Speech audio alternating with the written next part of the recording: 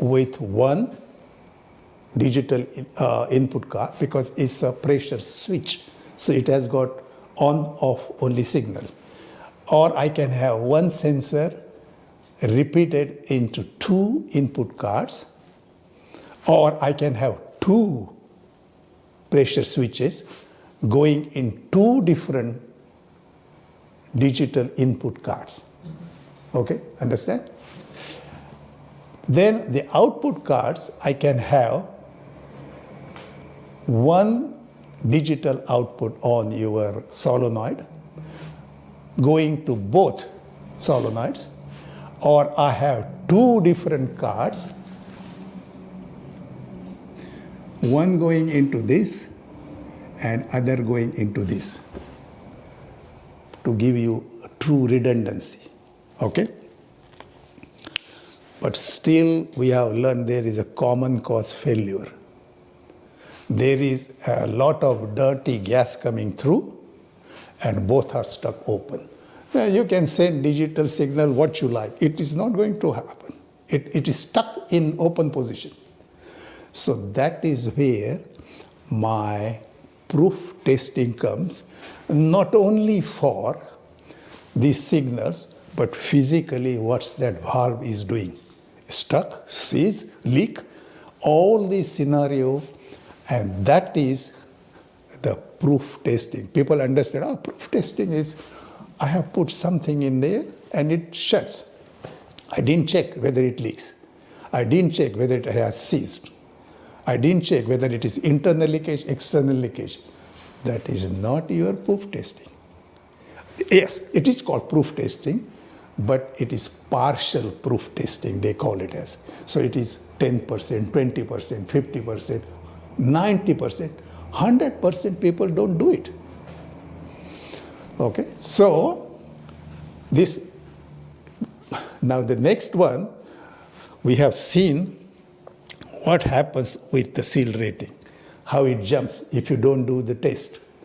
Now, we have to also consider if you do not 100% testing, what happens, okay?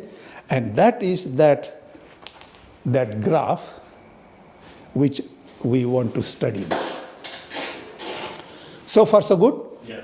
The PFD adds, and that is your, for the whole, one instrumented safety function, not for, how many instrumented functions you got in one appliance? We can name a few. High pressure, high temperature, not sufficient air, flame failure, so many, exhaust temperature high, damper not close, limit switch, so many things in one. So all these safety interlocks from 3814 are safety instrumented function 1, safety instrumented function 2, safety instrumented function 3. So when you see Port Banaitsan job, you got 10 different safety instrumented functions, and it has separate seal rating for each function. So this might have a number SIL1, SIL, I write one, say one, and write two, SIL2, and so on. Okay? But most of them, I think they have yearly proof testing. So I don't think they will shut it every 2 months. And this is not practical as well. Okay? So you nominate in each function 1 year, 1 year, 1 year, 1 year proof testing. But if it is high demand, you cannot have proof testing. And proof testing has no meaning.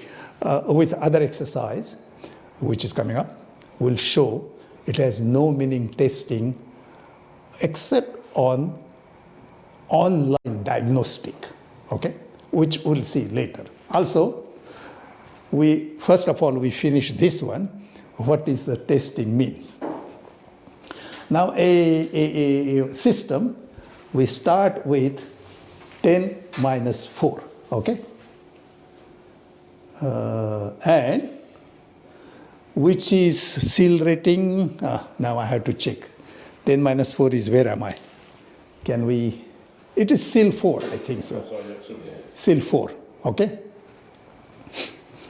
And I want to remain in seal 4, okay? Let's say I want to remain in seal 4 because my system is seal 4.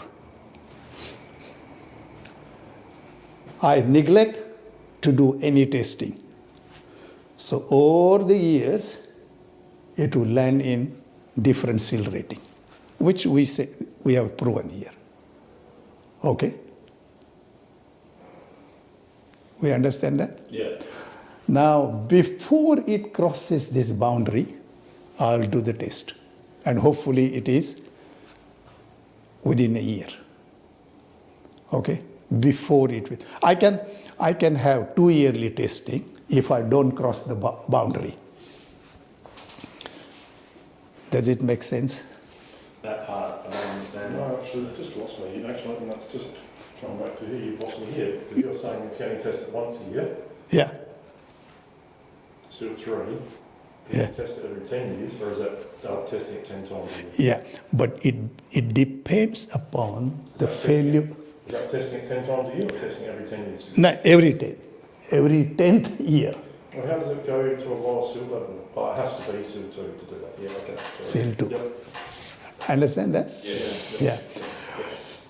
This depends upon your failure rate as well. Yeah. Okay? If failure rate is very often or small, within a very short time, instead of 5,000 years, instead of 5,000 years, 500 years, then it's a different scenario for the proof testing. Okay? So what happens is I go up here, and then I check it, bring it down. 100% proof testing. Okay. So if we don't understand that, okay, we have a seal rating here, okay? Now, we cross the boundary here, okay? Do 10 year. 10 year is here. So if we have 9 yearly, we'll remain in still 4, correct? Yeah. If you do every 9 year testing, this example, okay? We'll be in seal 3, correct?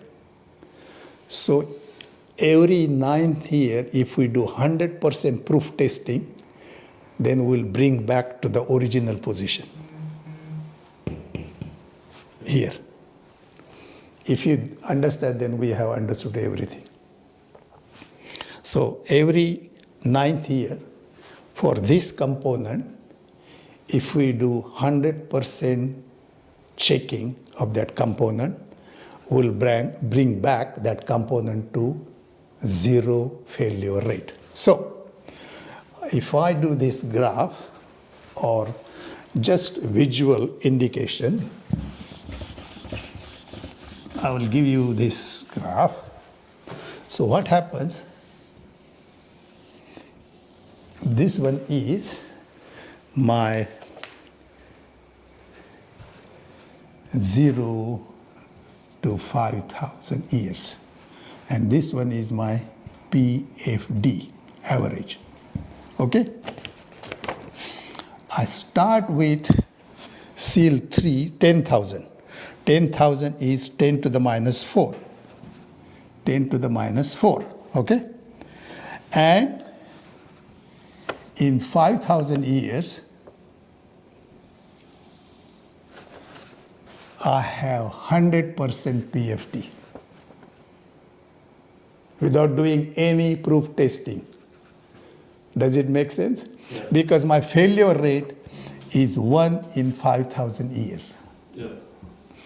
I haven't done any testing whatsoever. Okay? So I will reach, before I told you, that you will reach 100% probability of failure. Bang. I haven't done any testing.